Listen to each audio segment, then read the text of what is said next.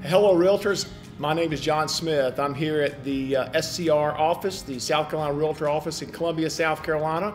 I served as the 2019 Chair of Professional Standards. And I'm Lisa Alexander from the Greater Greenville Association of Realtors, and I am the current 2020 Chair of Professional Standards. And we're excited to be here with you today. This is in addition to some of the videos we've done earlier. We want to present each of the articles, or some of the most important articles, and today we're going to be focusing, Lisa, on Article 16. And Article 16 is one of those articles probably where we get most of the complaints here at the state level, and that's dealing with realtor to realtor or agency to agency. Yeah, all of our articles are divided up in three sections. Article 1 through Article 9 deals with the customer-client relationship. Article 10 through 14 deals with the general public. And then Article 15, 16, 17 deals with realtor-to-realtor interactions. Article 16 says, realtors shall not engage in any practice or take any action inconsistent with exclusive representation or exclusive brokerage relationship agreements that other realtors have with clients.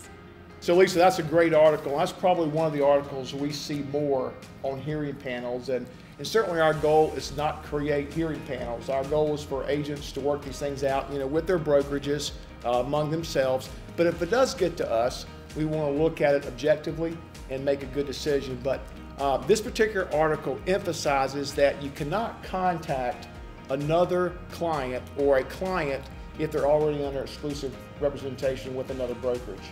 Yeah, absolutely. We see a lot of people that are actually they meet someone at a party and they say, hey, I've got my house listed, you're a realtor, please show my house.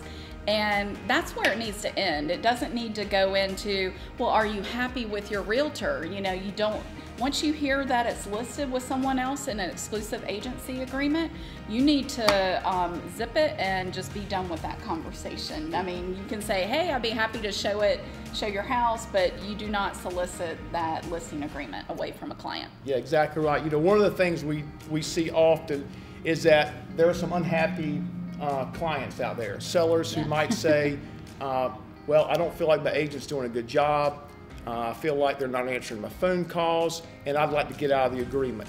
When we're asked that question by the sellers, Lisa, we need to establish with them that they are currently under a contract, exclusive right to sell, exclusive listing with another brokerage. If we find that out, we're to be hands off with that seller until that relationship is ended. Absolutely. So if that does happen, one of the pieces of advice I give to our agents as broker is I will tell them, certainly don't initiate contact with that seller or that client any longer. Now, they can call the realtor with whom the seller has the agency relationship established and ask when that relationship ends. That's certainly within their rights, and certainly follows right in Article 16 and is allowed to do that. And the realtor who has the home listed should tell them, well, this is our terms of our agreement. Now, what if that agent gets their little feathers bowed up and they will, yeah. And they go, well, I'm not going to tell you. What happens then? Well, if that happens, then the code allows the realtor to contact the owner directly and ask them when the relationship is terminated. They can't tortuously interfere with that relationship until that time is over, but they can certainly ask that question of the seller if the agent is unwilling to share that. Two of the goals of Article 16 is to prevent two things from happening: intentionally contacting someone who's currently under exclusive right to sell or who is under a contract with another realtor. That should never happen. We should stop all communications. Don't intentionally interfere with that relationship that's already been established. Now, the question often comes up, can I do a general mailing to a neighborhood where a home may be listed by another brokerage? And I think that the code protects the realtor in doing that as long as they don't specifically target that seller who has a sign in front of their yard. And of course, you always want to put that disclaimer at the bottom of the postcard too. Exactly. So if you are listed with a current realtor, we are by no means trying to solicit your listing away. So I get several of those in my mailbox, and I always look to see if they've got that underneath the mailing, and that's a broad general area that they're trying to reach. They're not specifically targeting, hey, that person has a sign out, I'm just sending it to that person. So if you're contacted by a seller or a client of another brokerage and ask, can you help me?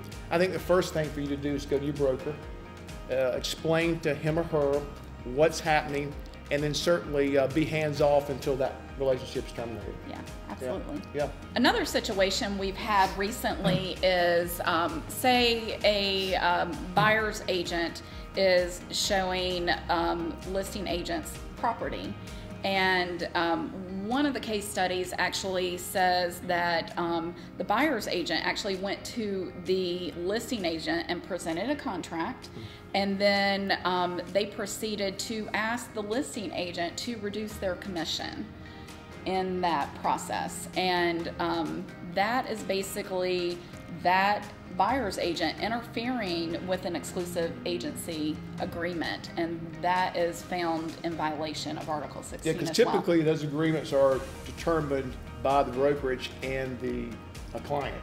And so for another agent, another brokerage to interfere with that agreement that's already been established certainly would be wrong to do that. Absolutely. That is interference, absolutely, yeah.